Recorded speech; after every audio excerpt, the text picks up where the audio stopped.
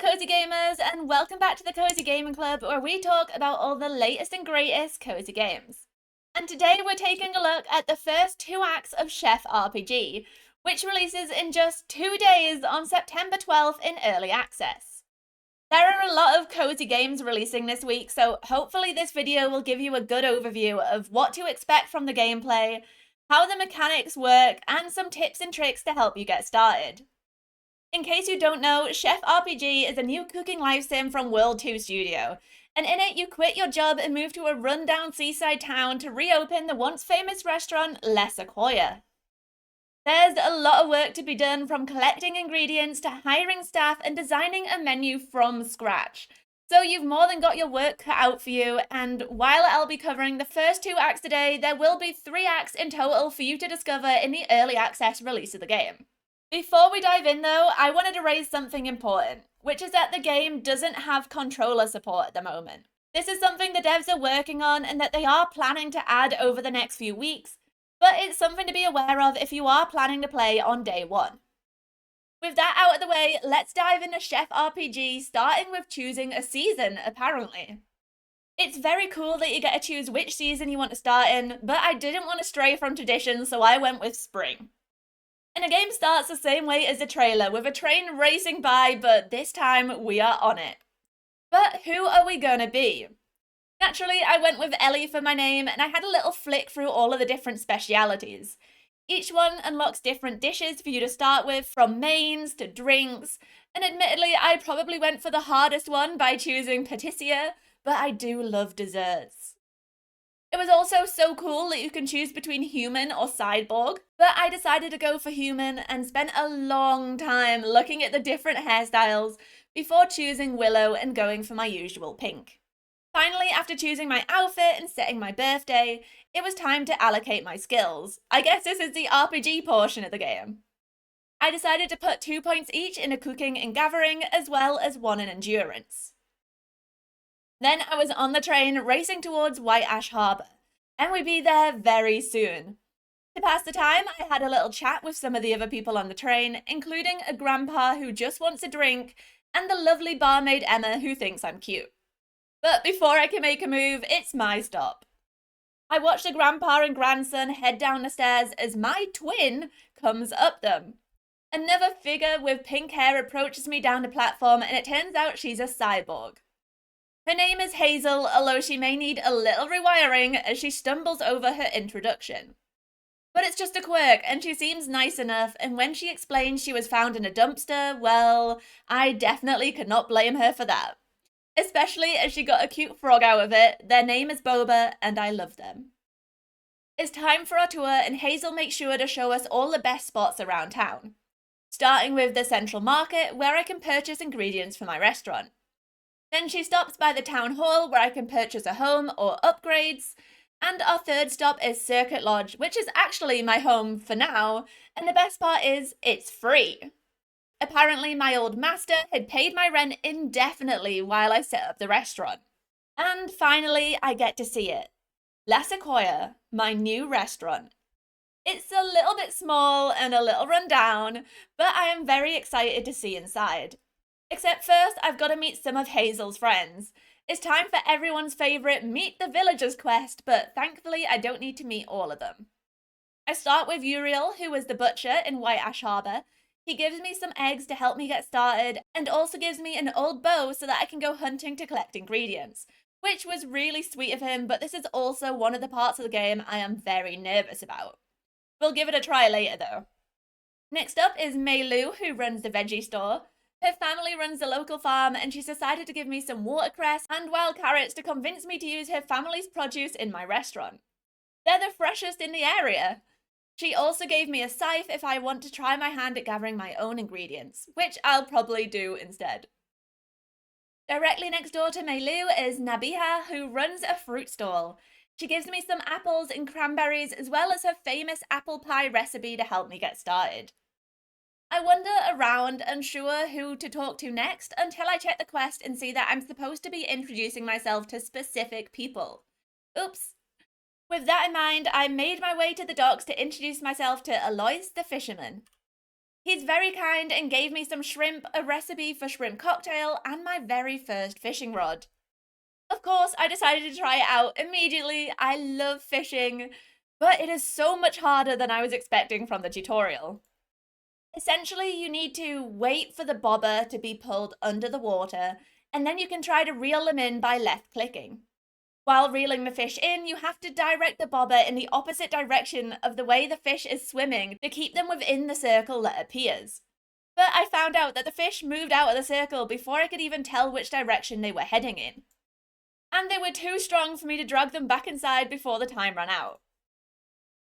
This went on for about 2 hours in game, and after a lot of failed fishing attempts, I finally caught some tuna and decided to quit while I was ahead. The final person I needed to meet is Theolo, who is running milk and wheat while the owner is away, and sneaks me some flour and another recipe, which I immediately read along with the ones I'd gotten earlier. I also stumbled across the quest board and discovered that you can take out daily quests in return for rewards. These range from fetch quests to delivery quests and even hosting parties, it seems, although I've not done this one yet. Then I returned to Hazel, who officially welcomed me to my new restaurant and showed me around. Understandably, the inside wasn't amazing, but she showed me the fridge and told me the townsfolk had gathered some furniture to help me get started. She also suggested we do a test run so I could try serving a customer, which was really nice of her. First, I had some things to do though. I started by hiring some staff, and after checking them all, I decided to hire Eric the waiter, who seemed like a good all-rounder. I noticed you can change his outfit too, so I decided to match my yellow and white so it's kind of like a uniform. When I went to my refrigerator to add all my ingredients, I also noticed a little exclamation mark. It looks like I started the game with 3 skill points, so I needed to choose some skills. I went for Explorer, and honestly, I really recommend this one. It's so helpful when you travel really far and can't be bothered to walk all the way back, especially with how slow your character walks. I also grabbed Forest Citizen, which gives you an increased chance of collecting more ingredients from harvesting plants in the wild, which is another solid choice. You'll burn through your ingredients so quickly when opening your restaurant. Then it was time to decorate. My kitchen was near the fridge, and then I built a table and some chairs in the center of the room. It wasn't much, but it was enough to get started. The final thing I needed to do was set my menu, which can be done on the screen in front of the door. After adding an appetizer and a main, it was time to open. Hazel walked in, filled with excitement at being my first customer, and then it was time to start cooking. And it turns out that every piece of equipment in the kitchen has a fun mini-game attached to it. The first of which is like those Dance Dance Revolution games you play at the arcade, just with your arrow keys instead. I didn't do terribly at that one. There was a little bit of waiting while Eric delivered the food, and then it was on to my main, where you need to press X whenever the ball is over the circle.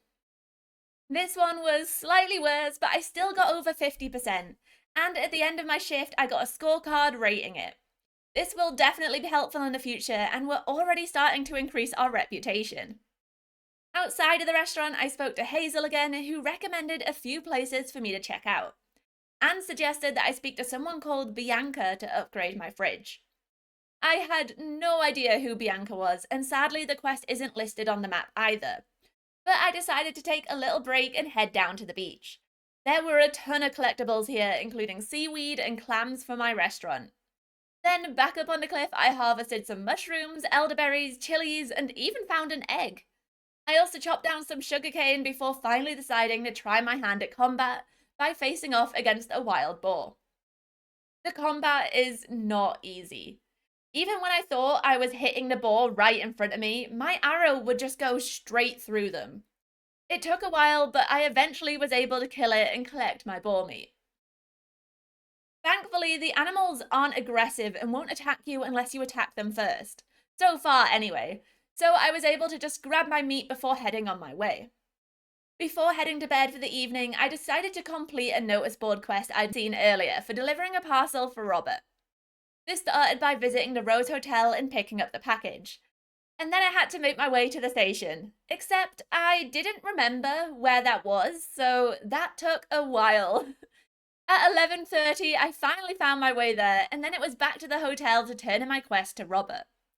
I had just turned it in and collected my potatoes when it hit midnight, which is apparently bedtime in this game because I immediately fainted and woke up in the hospital. And Valentina definitely didn't sound impressed either.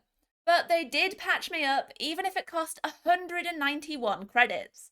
I'm gonna have to be more careful in the future because that's a lot of money. When I regained control, I realized it's not day 2. It's day 3. So not only did I lose money, I also lost an entire day. It's probably best to avoid fainting in this game if you can help it. After leaving the hospital, I restarted my ingredient gathering adventure by collecting some mint, apples, and raspberries directly outside. I would honestly recommend picking up every single ingredient you see, as you will definitely need them. Then, while exploring town, I stumbled across a shop called Bits and Pieces, and thought if there was anywhere I was going to get a fridge repaired, it was probably here. When I entered, I triggered a cutscene which confirmed my initial thoughts. I explained my issue to Bianca, who was annoyed that Hazel had volunteered her to fix my fridge. As we soon learn, with Bianca, nothing comes free. She tells me to go and speak to Thilo at Milk and Wheat and tell him the phrase, "The eagle crows at midnight." I have no idea what shady shenanigans I'm getting mixed up in here, but I've got a restaurant to open, so I did what I was told. Except, when I talk to Thilo, he is equally confused. Until I tell him that Bianca sent me. Apparently she's got a very secret and very expensive taste for chocolate, and honestly, who doesn't? I can't judge her. Although my chocolate usually doesn't cost 500 credits. After I splash up the cash, it's back to Bianca's to hand over the item, and she agrees to meet me at the restaurant to fix it up. It doesn't take longer than 5 minutes, and I soon have a new and improved fridge with even more storage space. By the time I've added all the items I've collected though, it's almost completely full. How soon can I get another upgrade, Bianca? Unsure of what to do next, I decided to pick up another delivery quest from the notice board, and quickly made my way to find Mary Ann before heading to the train station again.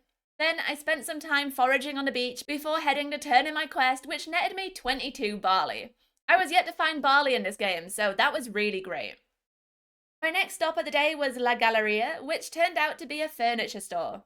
It was time to spruce up my restaurant now I knew I had the money, and I spent a lot of time going through all of the items in stock, before buying a new table, some chairs, and a sunflower.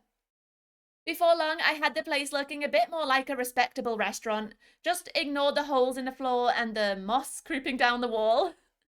And I figured, why not christen my new table, so I opened up the restaurant. Nothing like a soft opening to get me ready for my soft opening. After getting a perfect score on my watercress salad, I also unlocked the ability to auto-cook common dishes on my kitchen counter. And I unlocked it for my stove as well very soon after. 3 hours later, our last customer left the restaurant, and after Eric had finished cleaning down, I was able to look at my stats for the day. I'd made nearly 1,000 in credits, which was very nice, and made back all of the money I'd spent on furniture that day. I finished my day collecting some final ingredients from around town before heading to check into the Circuit Lodge. Just a day late. There I was greeted by Nassim, who said he can't wait for La Sequoia to open, before checking me into my room. But first I needed to walk all the way to the top to see if there was a rooftop. There wasn't, although now I'm wondering why they let us walk all the way up there. Anyway, I wrapped up day 3 by sleeping in my own bed and was greeted by a dream. Or a memory. 3 weeks ago, I just finished packing up my apartment, ready to move to White Ash Harbour. On day 4, I woke up bright and early and decided to head out harvesting for ingredients. I made my way a little further afield and found myself in a marshy swampland, which apparently was the perfect environment for wild carrots because there were lots of them. I also decided to try my hand at hunting again, and it turns out the elks are also not easy to hunt. The hitboxes are not great, and my arrows went through them so many times, but I kept up the chase and eventually managed to kill it. Except when I went to pick up the meat, I accidentally walked off the screen, and then it all disappeared. All my hard work, gone. I was gutted. However, I decided not to let it faze me as I collected some asparagus, watercress, cranberries, and some eggs before deciding to have another go at hunting an elk. Fueled by my successful elk escapades, I also cleared up some crabs from the beach as well as the other collectibles. Back in town, I started introducing myself to some of the other residents, including the infamous Bee from the bar and Aim, her partner, as well as Anne May. I also spotted the notice board and remembered that I hadn't done my quest for today, which ended up being yet another delivery quest, this time for Elton. I spotted more wild carrots on my way back from the station, but sadly, I'd assumed that the first night I'd fainted because it was midnight, and I didn't realize that picking up ingredients burnt your energy. So when I ran out of energy, I ended up fainting once again. I am really not making a good first impression, although it did cost me less today, so there's that. I started the next day by heading around the shops to see if I could find some new recipes, and Mei Lu kindly provided me with one. It's worth checking the shops every day, as some days they will have recipes in stock to expand your menu. After delivering a clamshell to Henry for my daily quest, I received 24 pheasant stock, and I also decided to buy some new equipment for my restaurant to cook my new recipes. With that all set up, I decided to open up my restaurant again and spent the rest of the day cooking away. There was a new blender minigame to get used to, and I leveled up as a result, as well as for the oven and the grill. That night while I slept, I had another dream, this time featuring my graduation cook-off. But first, I needed to choose my competitor, either Camille or Koa. I was so tempted to go for Camille, but I decided to go for Koa as I thought their dialogue was more engaging. My next couple of days consisted of the same thing, foraging for ingredients and opening my restaurant. On day 6, I discovered a letter from my old friend Koa waiting for me at Les Sequoia, which said he'd heard all about my new endeavour and was very excited to see where this was heading. I also spent some of the money I'd earned from my first week decorating my restaurant even more, and it's a good thing I did because on day 8 it was finally time for my soft launch. I told Hazel I was ready and she agreed to get everyone together while I got prepared. With my menu set, I threw open the doors and started my shift, and it went great. With a 95% dish quality, 100% satisfaction, and 1,000 credits in my pocket, I'd call that a pretty great soft lunch. When I left, Hazel and her friends were all gathered around me and told me how great their meals were. And that's when we planned a grand opening for the restaurant. Hopefully, I wouldn't have to wait as long for this one, although Bianca did suggest I renovate it first, as it doesn't look as good as the food tastes. Uriel suggested that I speak to Prisha at the town hall, as she manages all of the properties around town. He also offered me a table, and I decided to go for the wooden rustic one. I made my way straight to town hall and met Prisha, who was having a rough day. She told me that she'd be happy to replace the floors if I could do her a favour first. The town carpenter had lost all of their tools while investigating the old bathhouse, and no one wanted to go in there because they thought it was haunted. Well, not me. I ain't afraid of no ghosts, I think. Even though it was almost 8 p.m. at night, I figured there was no time like the present and headed to the bathhouse. It was a mess inside, and I could have sworn I heard footsteps somewhere on the stairs above me. When I got to the top, there was no one there. Ruh-roh! After quickly searching some glittery spots, I managed to find the tools and hightailed it out of there. It was too late to go back to the town hall, so I called it a night, which is when I had my next flashback. This time, it was 4 months earlier, and I was working in a high-end kitchen from the looks of it. Well, not for long, because after I served up my Wagyu with cherry sauce, I had my heart broken by the head chef who kicked me to the curb. No wonder I'd ended up working at Les Sequoia. An escape to the seaside is exactly what I needed after working in that stressful kitchen. The next morning, I found Prisha near the town hall and gave her all the tools so that she could fix my floors. I was able to choose from a few different options, and I really wish I could have seen how they'd look in the room before choosing, but I eventually decided on maple flooring and made my way back to the restaurant to see the result, when I noticed I had more mail. It was another letter from Koa, and this time they said they'd booked some vacation and were coming to visit. I turned in a clamshell to Hazel to complete one quest, then I collected some watercress for Leon before hunting an elk for Aim. very badly hunting an elk, as you'll see, but I eventually managed to kill it. After redeeming them both, I spent the rest of my day fishing, but I didn't catch anything. Day 10 hit me with a cutscene first thing in the morning where Prisha let me know that all the floors in my restaurant had been upgraded, and that if I wanted more renovations, I should talk to her at Town Hall. The restaurant looked much, much better, and I even did a little redecorating while I was at it, before deciding to open it up. I cooked almost the entire day and made 4,600 credits. Despite all the renovations and decorating I'd been doing though, my decor was still minus 10, so I sadly didn't get a big reputation increase. When I made my way to my restaurant on day 11, a very familiar face was standing outside waiting for me. Koa had made his way to White Ash Harbor and was going to be coming to my grand opening. I was expecting some big rivalry Pokemon style, but they were actually really friendly and supportive. Well, now I definitely couldn't let them down. A new quest popped up suggesting that I talk to Hazel to see if she had any ideas for the grand opening. So I wandered around town making friends with all of the villagers and getting a lot of hearts, while I waited for her to leave her house. When she did, I was there waiting, and she recommended that I talk to Milo to see if he can design some decorations for the big opening. Sadly, he wasn't at his stall, but I didn't have to wait long before he showed up. He asked me to collect some rope, seashells, and watercress, which I was a little bit concerned about if I'm being honest, but I'll trust the process. First up was the pier to talk to Alois and find some rope, which didn't take too long, thankfully. Then it was to the beach to grab some scallops, and finally to the swamp to grab some watercress before returning to Milo. Now he had everything he needed, but he couldn't tell me when it would be done, so I'd just have to wait and see. Once again, I tried my hand at fishing, and once again, I was unsuccessful before calling it a day.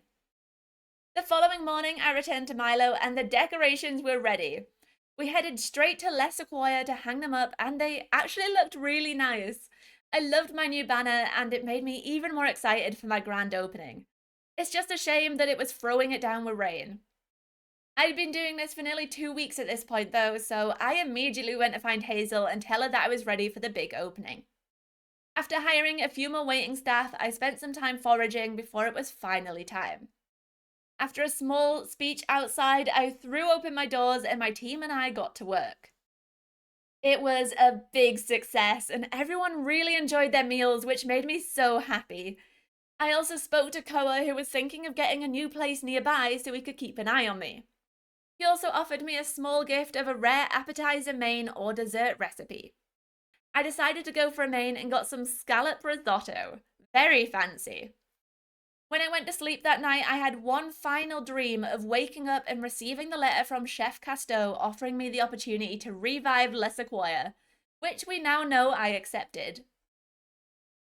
I spent day 13 collecting new ingredients to replenish my supplies, and when I went to sleep that night, it was the start of Act 2.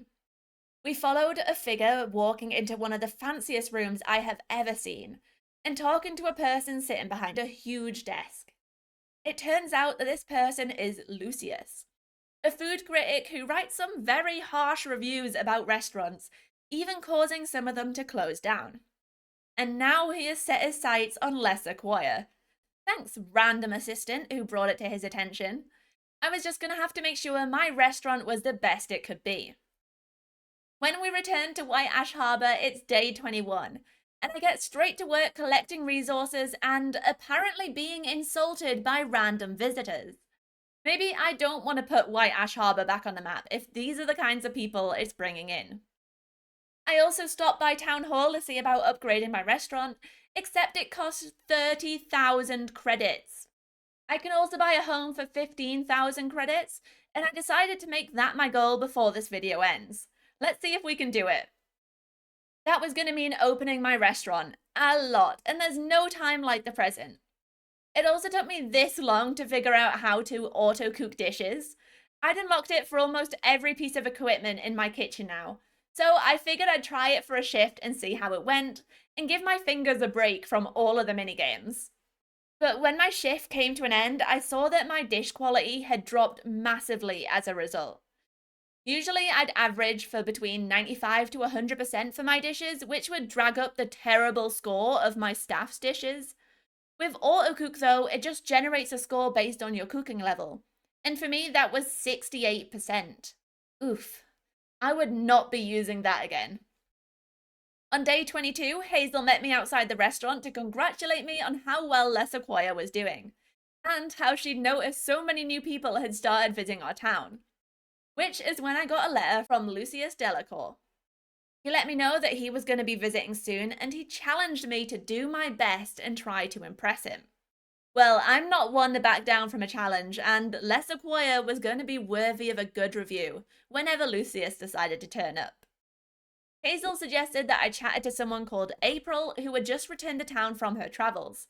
She's a bit of an expert in traditional steep teas and also has psychic abilities. I definitely wanted to meet her, so I headed straight for the Lonely Cliffs to see if I could find her. She was more than happy to help me, but first she wanted me to collect 30 each of sugarcane, elderberries, and chili peppers. It sounded like a strange brew, but I was willing to trust a psychic, and fortunately I already had everything I needed stored at Les Acquire. I made my way back to her home, which was so cute by the way, to redeem the quest and start my crash course in tea making. She taught me how to brew the tea and warned me that adding too many ingredients would overpower the flavour. Before long, I'd made some delicious honey tea and she offered me her old tea dispenser in return. It turned out that tea is really useful for when my staff are running low on stamina and need a little pick-me-up. I also asked her about the greenhouse next door as I was very excited to try my hand at farming, and she said I was welcome to use it if I knew how, which I don't. Not in this game, at least. After another shift at the restaurant with a much higher dish quality and satisfaction, it was time to call it a night. I received a letter from the infamous Chef Cousteau on day 23, and he said he was proud of me and the work I'd done so far. How nice of him. I'm glad that I'm doing him and his restaurant proud. When I made my way into town to do my usual daily chats with all the villagers, I was stopped by Theolo, who was in a bit of a predicament. Someone had broken into Milk and Wheat and stolen all the flour, and Theolo was very worried about the repercussions from his boss, so I offered to help him. He said the beach caves had recently opened and the thieves were probably hiding out in them, so I went straight there to face them down. What I found instead were a lot of crabs of all sizes and a creepy wooden house. Bravely, I approached it, scythe in hand, and knocked on the door, which was when a bloody red light flooded from all of the windows. This town is haunted. I ran for my life and didn't go back, but I did manage to find one of the stolen boxes, which at least proves the thieves were here. With the creepy monster house though, I am not sure they're here any longer. Between the ghosts at the bathhouse and these strange lights, there's definitely more going on in White Ash Harbour than I first expected. I reported back to Theolo, conveniently leaving out the bit about the haunted house, and he had a great idea to make a flour mill to create more flour. Obviously, I was on board, especially as I had been spending so much money buying flour from Theolo's store. So I basically ran to Bianca's shop to beg for her help.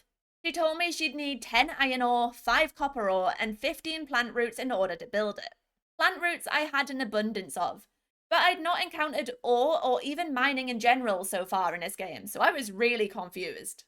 Thankfully, Bianca gave me an antique drill, so at least I had the tool I needed to get started. Oh, and she also wanted 5 bottles of mead as her payment.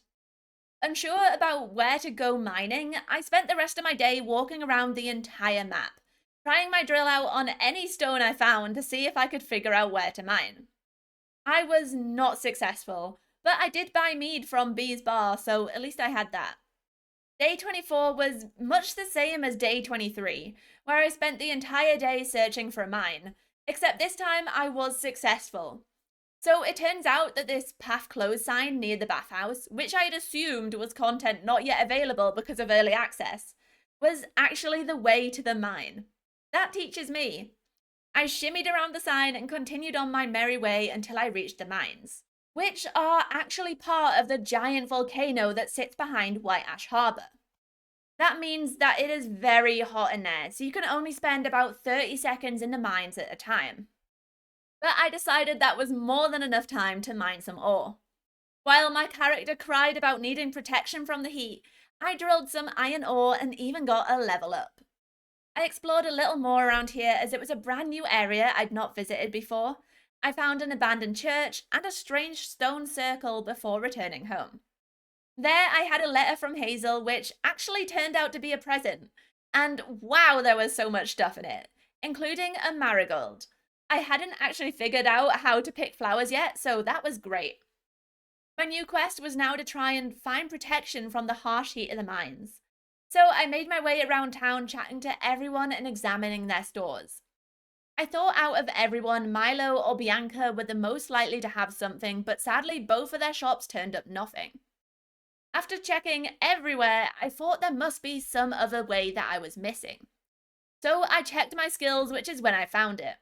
For 3 skill points, I would be able to unlock a skill called Thermal Skin, which would give me full resistance to heat without needing heat-resistant clothing or items. This kind of proves that those items do exist, but I just couldn't find them, so aiming for this seemed like my best shot. This didn't stop me from running into the mines every day for the next few days to try and do it the probably not intended, slightly cheaty way, which became even easier when I spoke to Valentina on day 25. While dropping off some seaweed for a daily quest, I looked in a shop and found some sunscreen, which offered 50 heat resistance for 60 seconds. I bought a lot of them, figuring if I could spend even longer in the mine, I'd be able to collect more ore, and maybe I wouldn't even need that skill.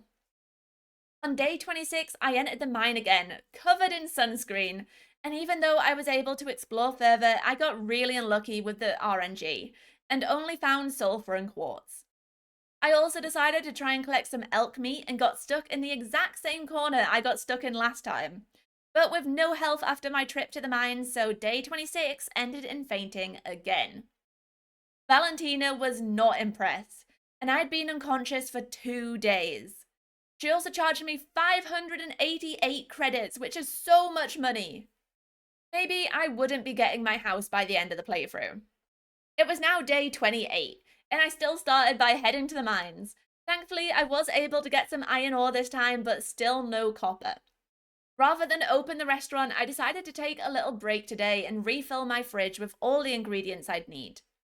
So my day mainly consisted of hunting and harvesting, and despite it being day 28, I discovered a new ingredient too. You see all this grass all over the place? Well, I'd assumed it was just grass and not harvestable. But it turns out it is harvestable, in the swamp anyway. Some of these grassy strands had grown really tall, and if you cut them, you could find wild rice. Incredible. I can't believe it took me this long to find that out, but one of my recipes did use wild rice, so I collected a lot of it. Day 29 was also the first day of summer, and all the grass around town looks a little more yellow. Once again, I went to the mines where I found more iron ore, and then I hunted pheasants around the volcano for a while, before heading to my restaurant. I finally remembered about my tea brewing machine, so I set that up and brewed some tea before opening for the evening. The tea machine is great, and really helps stop your staff from falling asleep all the time. And as an added bonus, you can even drink it yourself if you need more energy. On day 30, I received a letter from Milo, which prompted me to take a look in my relationships tab. I was actually doing a great job at befriending all the villagers, despite not knowing most of their favourite gifts, just by talking to them every day. I did find a few favourite gifts though, which you should be able to find by pausing this video on each page if you want some hints. I also managed to collect all the iron I needed from the mines that day and got my first few pieces of copper too. Success! Hopefully I'd only need one more trip with a sunscreen and I might not even need the thermal skill. Oh, and I tried to kill a pheasant, and this happened. Fine, you'll live today. When I returned to the mines the next morning, I was determined that this would be my last trip. I ran much further in than I had previously, determined to find the copper I needed for my quest, and I found it. But sadly, I needed to buy the skill to make it out alive. At least if I need to do any more mining, it would be a lot easier. Bianca said she'd need some time to make the flour mill and suggested I go buy some grains from Theolo in the meantime. However, Theolo said we can't use the grains they stock in the store, so he asked me to go and collect some grains from the plants outside the bathhouse.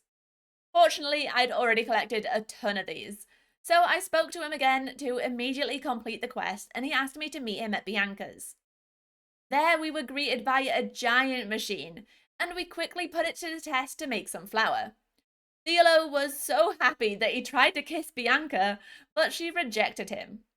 Dejectedly, Theolo told me that the decorations in La Sequoia suck, and I should consider chatting to Anna May Lou's sister, who may be able to help. But first, I placed my flour mill in La Sequoia and started milling some flour. The following day, when I spoke to May Lou, I finally had an option to ask her on a date, and even though it was chucking it down with rain, we went to the beach. We walked down the rain-covered sand, sharing some sweet memories and planning a trip away together somewhere in the future. After our date, I decided it was time to go and meet Anne May, who it turns out is an artist. They offered to create me some new and interesting furniture if I could bring them some uncut quartz, which again, I fortunately already had on hand. She said that in order to create a piece though, she'd need to come and visit the restaurant and get a vibe for the place and the style I was going for. So I opened the doors, and unfortunately I didn't realize it would be just her visiting, so I didn't take off any of my staff members, which meant I actually lost nearly 1,000 credits by the end of the shift. My house is looking more and more like a dream than a reality. But she really enjoyed my meal and had some great ideas for the design and suggested I drop by tomorrow. I spent the rest of the day trying to make back some of the money I'd lost before trying to deliver a quest item to Mei Lu in the middle of the night. Too bad she was asleep, but this resulted in a Groundhog Day-esque bug. When I teleported from her house, the day didn't change. So when I woke up the next morning, it was Thursday the 4th again. There really is something spooky going on in White Ash Harbour. Sadly, this meant I had to wait another whole day to get my new bespoke furniture, so I once again opened my restaurant and tried to make more money. On day 33, I collected my new furniture, which turned out to be some beautiful lamps that would fit perfectly with the rustic theme I was going for in my restaurant. And they looked great. I could feel review day coming on rapidly, so I spent the rest of the day harvesting and hunting for ingredients to make my menu perfect. And the following day too. But that evening, I got another cutscene which told me it was finally time. When I left La Sequoia after a busy shift, Lucius was waiting for me outside. He was curious about the nobody that Chef Cousteau had chosen to revive his restaurant, and while he'd missed service today, he promised me that he'd be there next time. He also made sure to point out that he regularly dined in the greatest establishments, and that he'd be judging La Sequoia by the same standards. No pressure. The next day was all about preparation, and then on day 36, or Monday the 8th of summer, it was finally time. First though, I was gonna treat myself. At 9:45 a.m, I made my way into the town hall and bought my house. I'd finally managed to save up all my money and could actually afford it. Now, after all the stress of review day, I'd be able to sleep in my own bed. Speaking of review day, I watched terrified as Lucius left Hotel Rose, commanding the attention of everyone in White Ash Harbour as he made the walk to my restaurant. What worked the most in my favour for this is that you can tell which orders are Lucius's.